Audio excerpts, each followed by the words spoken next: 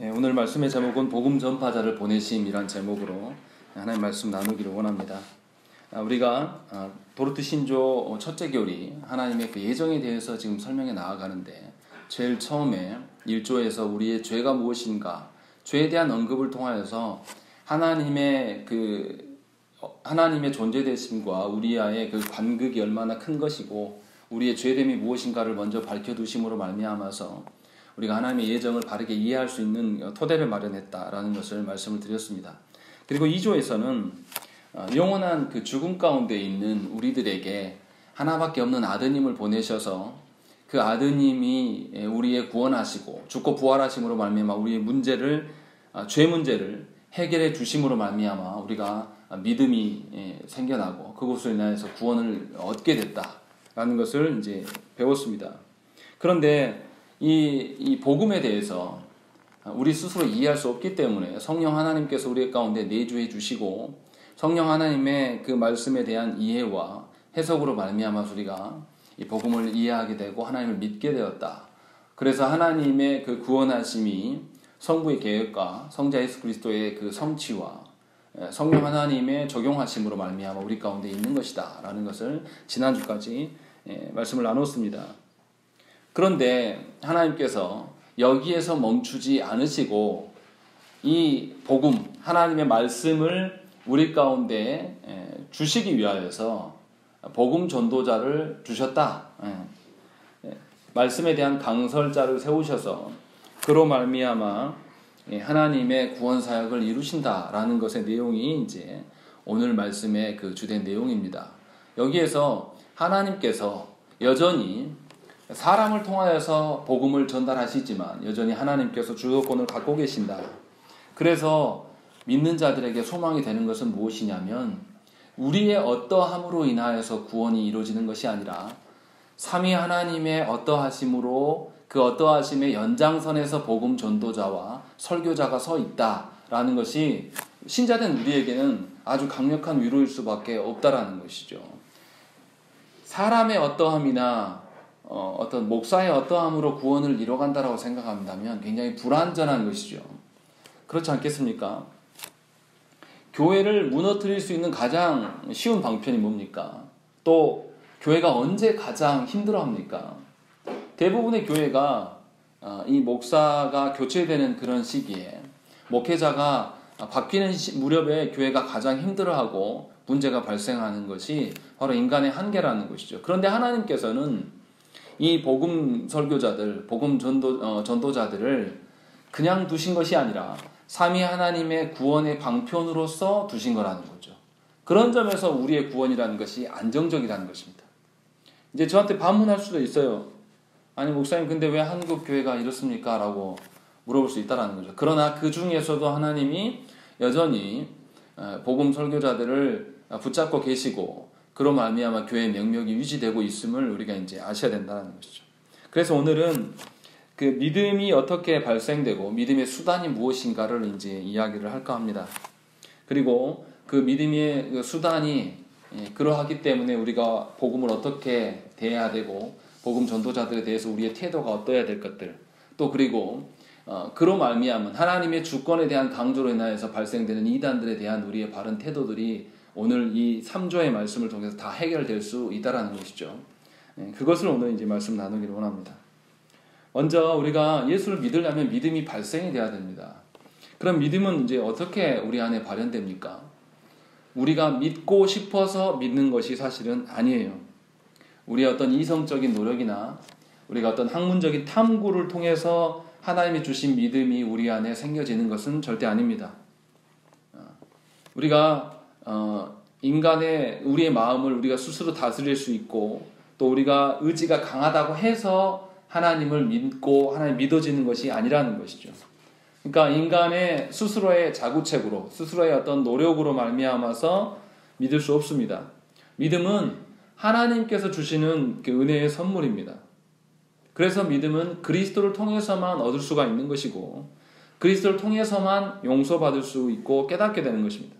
그렇기 때문에 믿는 자들은 그리스도께 나아가야 돼요. 그러니까 그리스도를 아는 지식이 우리한테 주어지고 이 지식을 이해하는 것과 깨닫는 것조차도 우리가 하는 것이 아니라 성령 하나님이 우리 가운데 역사하셔서 깨닫게 하실 때에 믿을 수 있다는 것이죠. 그럴 때에 우리 안에 지적인 것, 정서적인 반응, 또 의지적인 반응이 드러나서 우리의 전 존재가 하나님을 바라볼 수 있게 되는, 이것이 믿음의 발현이라는 것이죠.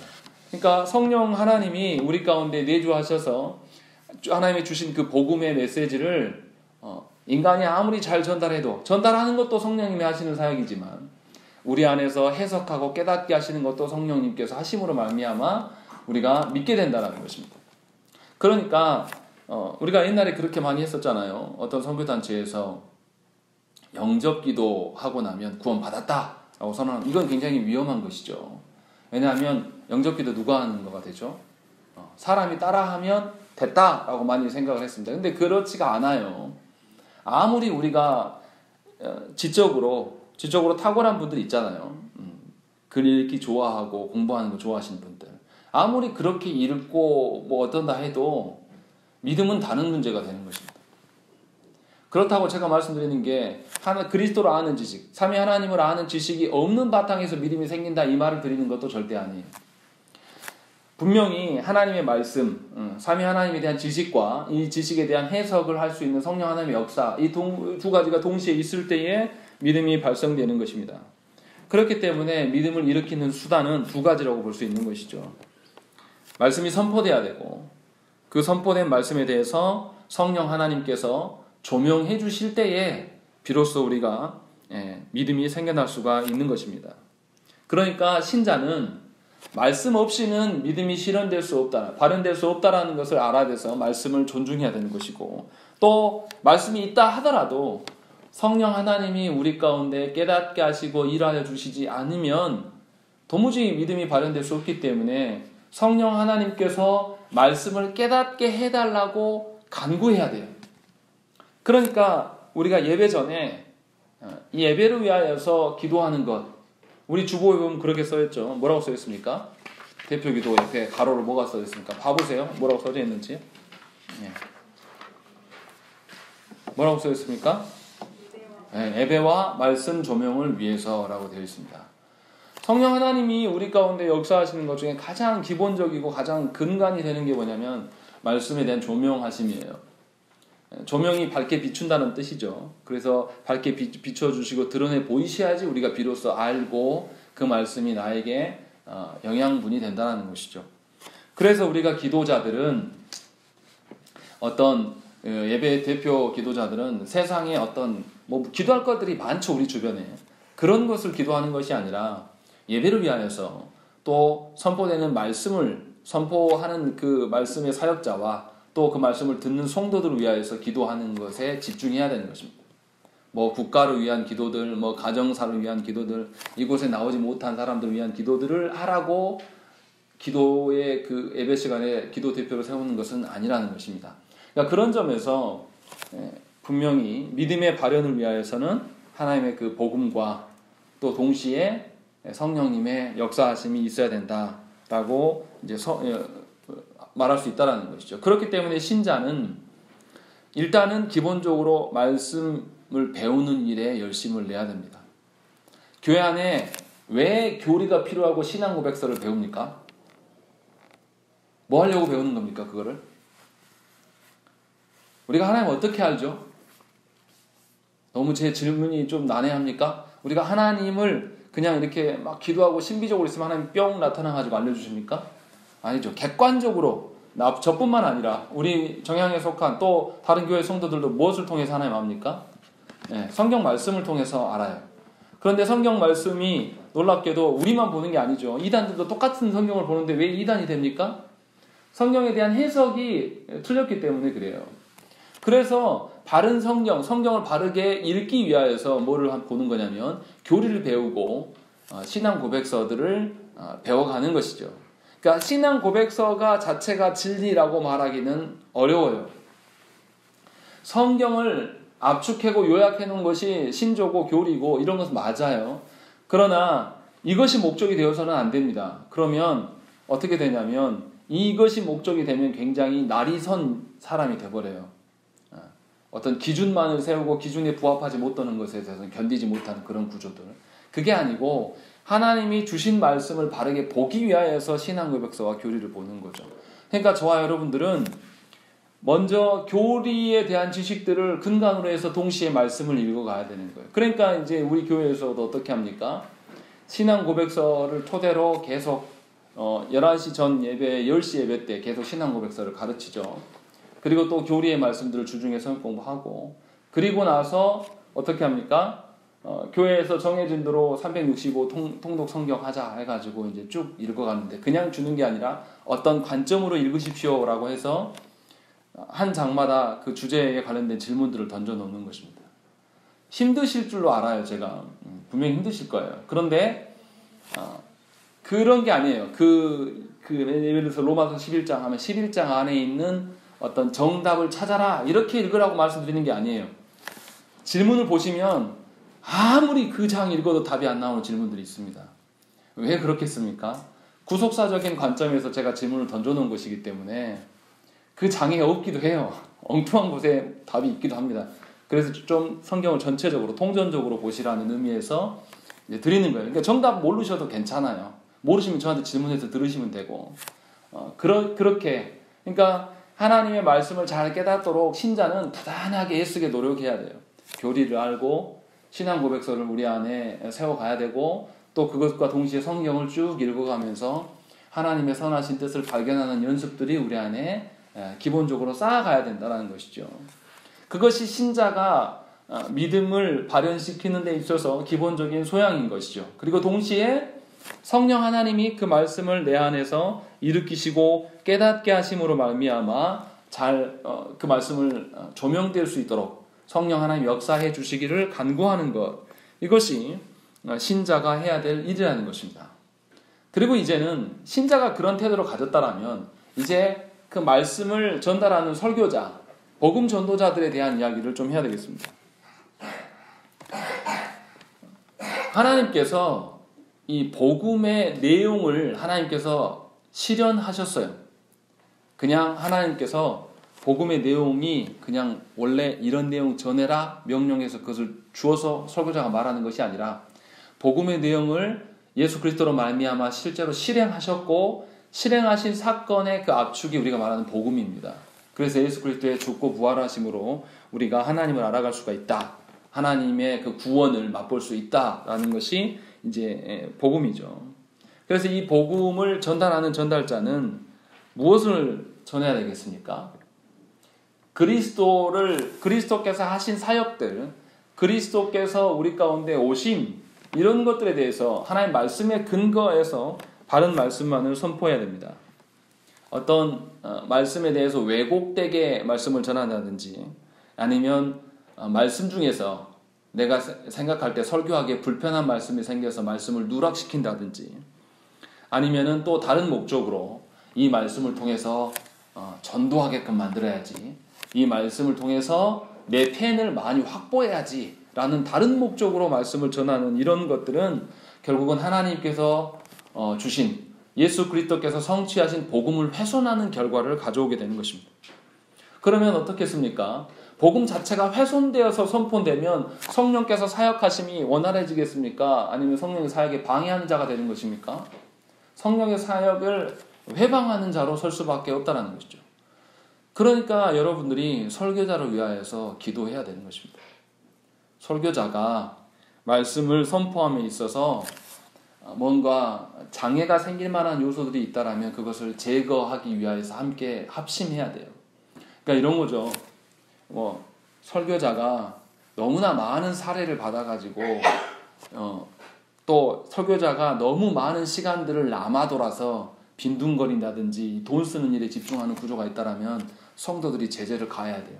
또 반대로 설교자가 너무 궁핍해서 돈에 현혹되거나 돈에 어떤 넘어짐이 생길 수 없도록 그것을 방비할 수 있도록 교회가 해야 된다는 것이죠. 그래서 설교자가 온전하게 하나님 말씀을 전하는 데 있어서 부족함이 없도록 성도들이 함께 합심해야 되는 것입니다.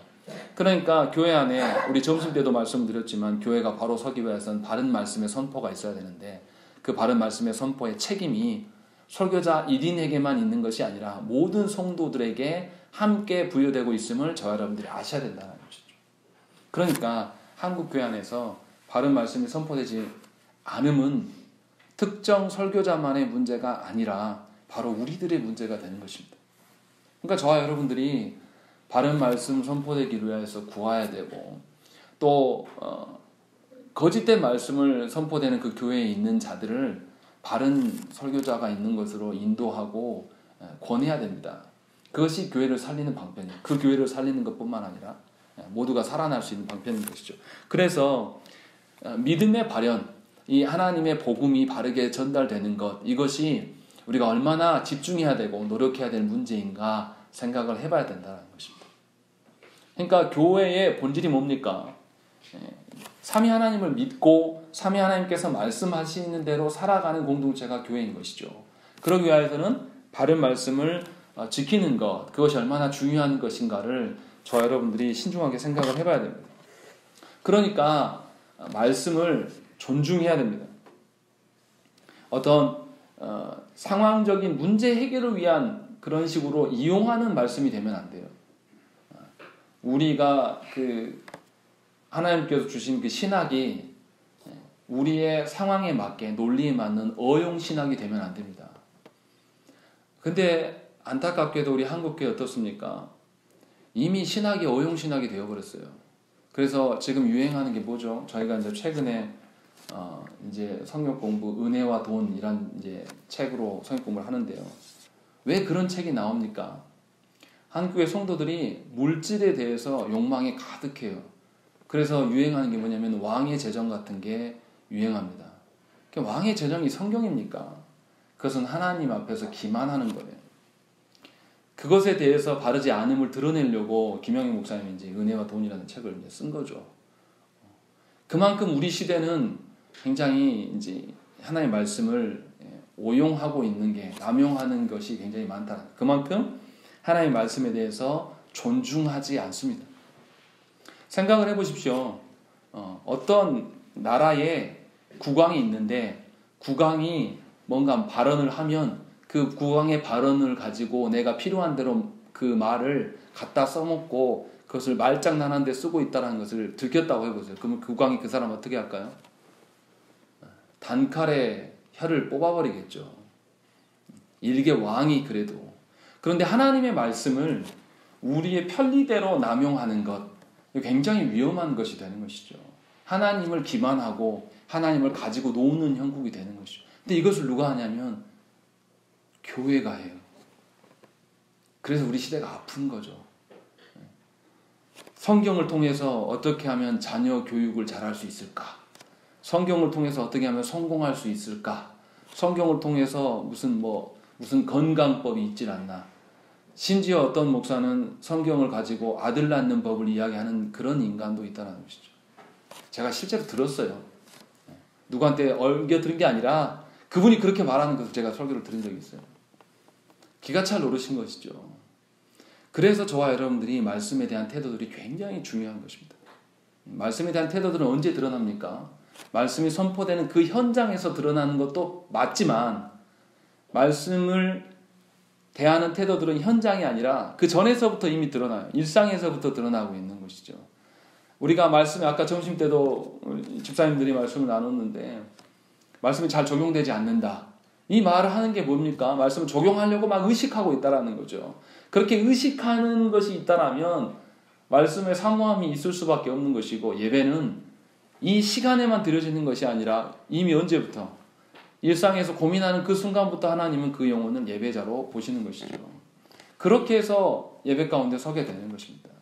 그래서 어떻게 합니까? 말씀을 잘 듣기 위해서 예배 전에 좀 쉬어주고 충분히 예배에 집중할 수 있는 구조를 우리가 알아서 한다라는 것이죠. 만약에 경청한다라면. 우리가 청와대 대통령 만나러 가도 어떻게 합니까? 가신 분들, 저는 안 가봤어요. 근데 가신 분들이 그러시더라고요. 대통령 가면은 막 아무나 추리닝 입고 막 갑니까? 옷부터, 그리고 만나면은 어떻게 악수를 하고 이거 다 교육 받는데요. 사람 만나러 가는데. 그런데 하나님의 말씀을 대하는 성도들의 태도가 어떠해야 될지는 굳이 제가 막 이렇게 율법처럼 항목을 만들지 않아도 여러분 잘 아실 거라고 믿습니다.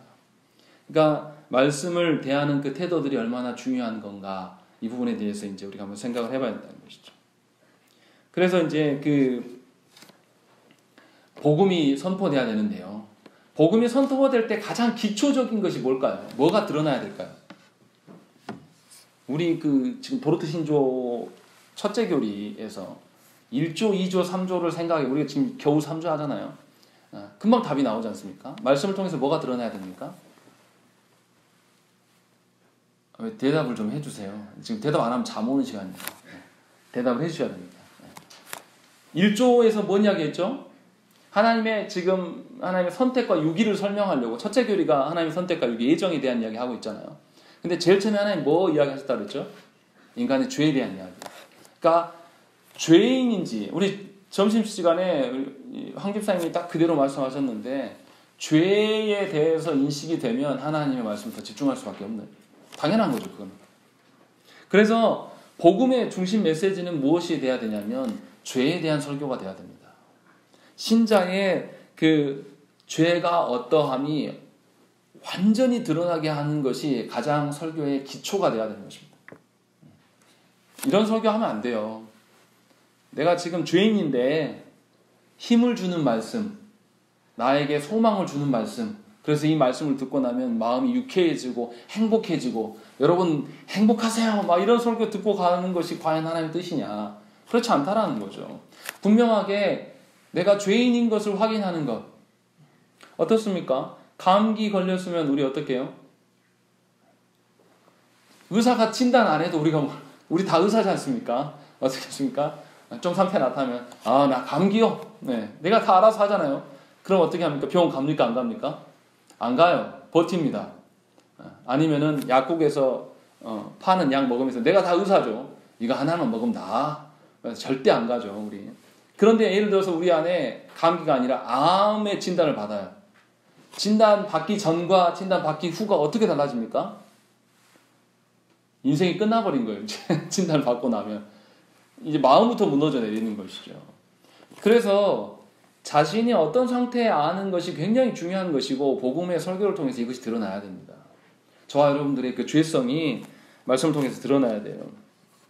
17세기에 그 존 엘리엇이라는 목사님이 있었습니다. 이 목사님은 무슨 사역했냐면 인디언들에게 복음을 전했어요. 인디언 말을 배워가지고. 그런데 이분이 처음 가서 무슨 설교하신지 아십니까? 무슨 설교했을 것 같습니까? 인디언들에게 처음 가서 하는 설교. 제가 전도사 사역 처음 했을 때 주일학교 처음 가서 10계명 설교를 했습니다. 그래서 부장집사님이 반대했어요. 주일학생들 어떻게 그거 알아먹습니까? 전도사님 좀 쉬운 설교 하세요. 근데 이 존 엘리엇 목사님이 인디언들에 가서 한 것이 10계명 설교입니다. 이해가 안 되죠? 어떻게 그렇게 했을까? 근데 실제로 그렇게 했어요. 그리고 18세기에 또 우리가 아는 데이비드 브레이너드라는 그 사역자도 인디언들에게 사역했는데, 이분도 교리 설교를 했습니다. 이해가 안 되죠? 왜 인디언들한테 교리 설교를 하나? 그런데 그렇게 했을 때 인디언들이 회심하고 돌아왔어요. 그게 역사적 기록입니다. 또 우리 한국 선교사들 중에서 모페 선교사가 있습니다. 그 모페 선교사가 한국 선교 50주년 기념대회 할 때 와서 무슨 말을 했냐면, 한국인들이 설교를 통하여서 자신의 죄가 무엇인지를 분명히 알고 깨달았기 때문에 교회가 부흥했다. 이것을 고백했다는 것이죠. 원래 우리 한국 교회의 토대가 아주 말씀 중심적인 교회였고, 선교사들이 그런 방식으로 복음을 전했어요. 중간에 변질된 우리들의 문제인 것이지, 처음 시작은 그렇게 시작된 것이라는 거죠. 그렇기 때문에 말씀을 통해서 드러나야 될 것들은 우리의 위로와 우리의 어떤 복됨이 아니라 하나님 앞에서 우리의 죄됨, 우리의 죄성을 밝히 드러내야 되는 것이 설교의 핵심이 되어야 한다는 것입니다. 그리고 나서 성령님의 사역이 필요하죠. 아무리 설교자가 그렇게 설교해도 성령의 역사하심이 없으면 그 죄를 볼 수가 없어요. 그래서 성령님의 역사하심이 반드시 필요합니다. 요한복음 16장 7절과 8절 말씀에 뭐라고 되어 있냐면, 그러나 내가 너희에게 실상을 말하노니 내가 떠나가는 것이 너희에게 유익이라. 내가 떠나가지 아니하면 보혜사가 너희에게로 오시지 아니할 것이요 가면 내가 그를 너희에게 보내리니 그가 와서 죄에 대하여 의에 대하여 심판에 대하여 세상을 책망하시리라 라고 되어 있습니다. 그러니까 성령 하나님께서 우리 가운데 오셨을 때 드디어 우리의 죄와 의로움이 뭔가고 또 심판이 뭔가를 알 수 있다는 것이죠. 그러니까 성령 하나님 오셔서 오신 첫 사역이 뭐냐, 우리에게 위로 주시고 복 주시고 만사형통하게 하시는 그런 사역이 아니라 죄를 보게 하시고 심판을 보게 하셔서 하나님이 말씀하시는 의의 기준이 무엇인가를 확실하게 드러내시는 그 사역, 그것을 우리에게 행하였음을 우리가 알 수 있다는 것이죠. 그렇기 때문에 저와 여러분들은 말씀을 듣고 참다운 회심자가 되기 위해서 하나님께서 해야 돼요. 온전히 그리스도를 향한 믿음이 우리 가운데 드러나도록 하나님께 간구해야 된다는 것이죠. 그리고 그 믿음이 발현되면 이제 어떻게 되겠습니까? 성령 하나님이 일하심으로 말미암아서 믿음이 발현되고 믿음이 생겨난 자는 누구를 닮기 원하겠습니까? 그리스도를, 삼위 하나님을 닮기를 원하면서 그리스도 보기를 원하고 그리스도께 나아가는 것에 대해서 즐겨할 수밖에 없다는 것이죠. 이러한 그 모든 과정을 누가 보고 누릴 수가 있어요? 복음 전도자가. 복음 전도자는 늘 회심하는 자들을 볼 수밖에 없고 계속 말씀을 전하고 성령의 역사하심을 경험하기 때문에 하나님의 일하심을 가장 많이 볼 수 있는 것이죠. 그러니까 복음 전도자가 가장 기쁜 일이고 가장 즐거운 일일 수밖에 없습니다. 전도 기쁘십니까? 이제 여기서 이제 치고 나가면 이제 힘들어지죠. 더 전도 왜 안 하십니까? 이렇게 되면. 그런데 분명한 것은 뭐냐면 교회 안에서 뭐 우리 교회는 아직 뭐 이렇게 숫자가 적어서 그렇지만 이제 교회가 규모가 커지고 그러면 교회 안에 교사가 필요하겠죠. 영혼을 담당하는 일. 교회 안에서 가장 중요한 게 뭐냐면 영혼을 목양하는 일입니다. 그 사역하는 일에 우리가 열심을 내야 돼요. 교회 안에 물론 밥을 해주시고 청소하는 일들, 또 이제 뭐 건축 관련된 수리해야 될 이런 일도 중요해요. 그런데 이것은 정말로 그냥 부수적인 겁니다. 냉정하게 말씀드리면 점심 안 먹어도 안 죽어요. 제가 너무 극단적이죠. 예.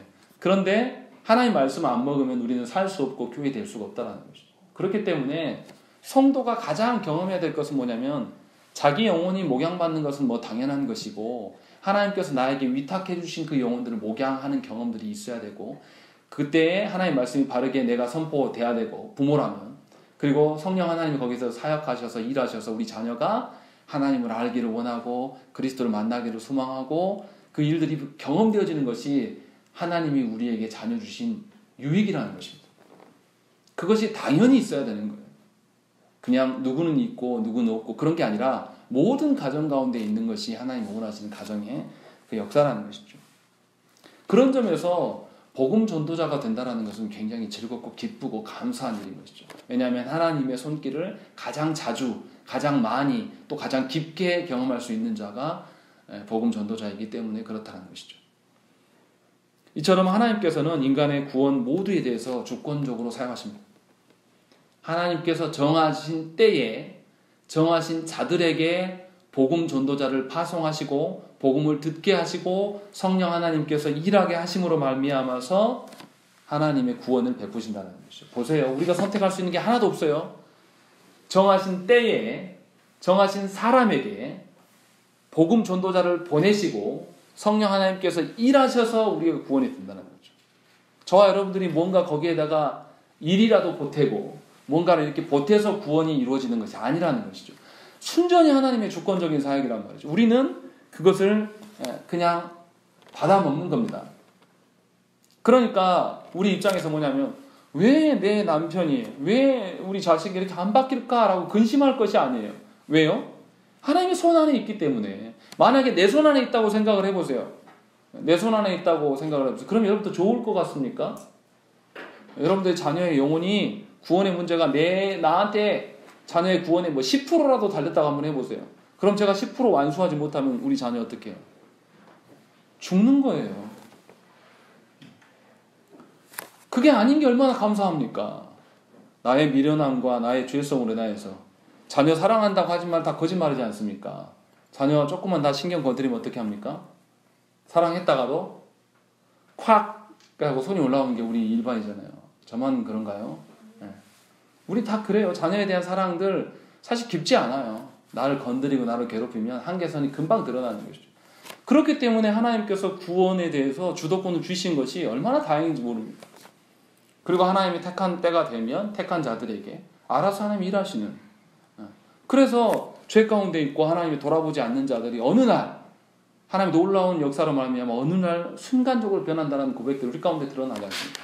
모두가 그런 것은 아니죠. 또 그것을 바라면서 우리가 해야 될 일들을 포기하면서 있어야 되는 것도 아니지만, 분명하게 우리의 구원은 하나님께서 행하시고 그로 말미암아 우리가 유익이 있다라는 것이죠. 그러니까 저와 여러분들은 영혼의 어떠함을 하나님께 맡기고 살아갈 수밖에 없는 겁니다. 목사님, 저는요 여러분들보다 더 많은 영혼들을 봐요. 그래서 어떠냐면 정말 말씀을 전하고 그분이 바뀌었으면 좋겠어요. 부목사 때는 그런 생각 많이 했습니다. 왜 말씀을 전하는데 저 청년이 안 바뀌지? 왜 저 친구 만나서 신방하고 함께 기도하는데 왜 저렇게도 안 바뀔까? 날 무시하는 건가? 막 이런 오해들이 있었어요. 그런데 하나님의 때가 있다라는 거죠. 하나님의 택한 자가 있는 것이고, 그렇기 때문에 결과는, 영혼의 변화에 대한 결과는 누구 손 안에 있는 것이죠? 하나님 손 안에 있는 겁니다. 우리는 뭐만 하면 되죠? 그에게 복음을 주면 돼요. 복음을 주고 또 하나 더 뭘 구하죠? 성령께서 역사해 주시기를 간구하는 것. 그것이 영혼 사랑의 전부예요. 우리가 더 무엇을 해줄 수 있겠습니까? 여러분들 자녀 있잖아요. 여러분들 자녀를 위하여서 뭘 해주실 수 있습니까? 그 자녀의 그 영혼의 어떠함과 하나님 나라의 그 어떠함을 이 자녀가 우리가 줄 수 있습니까? 못해요. 우리는 할 게 없어요. 다 하나님께서 하시는 거라며. 그렇기 때문에 안정적이라는 거죠. 그것이 하나님의 주권을 인정하는 우리들의 태도라는 것이죠. 그래서 고린도전서 2장 4절에 뭐라고 되어 있냐면, 내 말과 내 전도함이 설득력이 있는 지혜의 말로 하지 아니하고 다만 성령의 나타나심과 능력으로 하여 라고 되어 있다는 것이죠. 이처럼 하나님께서는 당신이 원하는 때에 우리에게 역사하시고 일하신다는 것이죠. 그래서 하나님의 일하심이 확실히 드러날 때 온전한 믿음이 발현돼요. 온전한 믿음이 발현되는 자의 특징이 뭡니까? 순종하는 자세가 드러난다는 것이죠. 예수님께서는 당신을 따르는 그 사람들을 두 가지로 분류하셨습니다. 한 사람은 예수님을 따르는 무리, 그리고 또 한 부류는 예수님의 제자들, 이렇게 구분하셨어요. 무슨 차이가 있을까요? 성경을 자세히 보시면 예수님을 따르는 무리들과 예수님을 따르는 제자들의 차이가 나타나요. 어떤 차이가 있습니까? 예수님을 따르는 무리들이 예수님을 붙잡으려고 하자 예수님 어떻게 하셨습니까? 오병이어 사건 생각을 해보세요. 오병이어 사건. 예수님께서 이쪽 해안가에 있으시다가 배를 타고 반대편으로 건너가셨어요. 근데 예수님 따르는 무리들이 어느 정도로의 그 열정이 있습니까? 해안가를 따라서 예수님 도착할 때 같이 도착해버려요. 얼마나 추종자들이 대단합니까? 그런데 그 무리들이 예수님이 오병이어 사건 보여주시고 난 다음에 어떻게 합니까? 자신들의 먹는 문제를, 먹거리를 해결하시니까 예수님을 잡아서 왕 삼으려고 해요. 그때 예수님 어떻게 하십니까? 이 무리를 물리치고 떠나가십니다. 우리 필요 없다라고 하신 거예요. 그런데 예수님께서 제자들에게 어떻게 해요? 제자들이 끝까지 자신을 따르지 않고 부인하고 십자가를 부인하고 돌아섰지만 다시 그들을 찾아가서 다시 세우셔서 예수님이 증인되라고 하나님 하신다는 거죠. 그래서 그 제자들이 어떻습니까? 전성에 보면 그의 제자들의 삶이 거의 다 순교의 삶으로 끝나요. 요한사도 빼고. 무슨 말이냐면 하나님의 그 복음의 사역으로 믿음이 온전하게 드러난 자는 분명히 예수님 제자가 돼요. 제자들은 무엇입니까? 자기 안에 헌신과 순종과 뭔가 예수님 때문에 자기 안에 불이익이 일어나는 것에 대해서 수용하고 받아들이는 사람이 예수님 제자예요. 그런데 그냥 따르는 무리들은요, 자기 안에 뭔가 어려움이 생기고 손해봐야 될 것이 있으면 돌아서는 자들이 무리일 뿐이에요. 예수님 분명히 이렇게 구분하셨다는 거죠. 그러니까 믿음이라는 것은 하나님의 주권적인 사역으로 우리에게 일어나시는데, 그 주권적인 사역이 일어났다라고 하면 반드시 우리 안에 이러한 수고와 헌신에 대한 것들이 드러날 수밖에 없다는 것이죠. 내가 손해를 봐도, 내 일상에서 예수 믿는 것 때문에 침해되는 일들이 일어날지라도 거기에서 손해보면서 예수님을 따르는 자로 우리가 설 수 있다는 것이죠. 이것이 순종인 것이죠. 그냥 할 수 있는 것, 할 수 있는 것 그냥 하는 것은 순종이 아니에요. 할 수 없는 일에 대해서 이 일을 하게 되면 내가 손해보고 내려놔야 될 것이 많은 것들, 이것이 온전한 순종이고 믿음이라는 것이죠. 그러니까 언제 믿음의 온전함이 드러납니까? 평안할 때는 안 드러나요. 언제 드러날까요?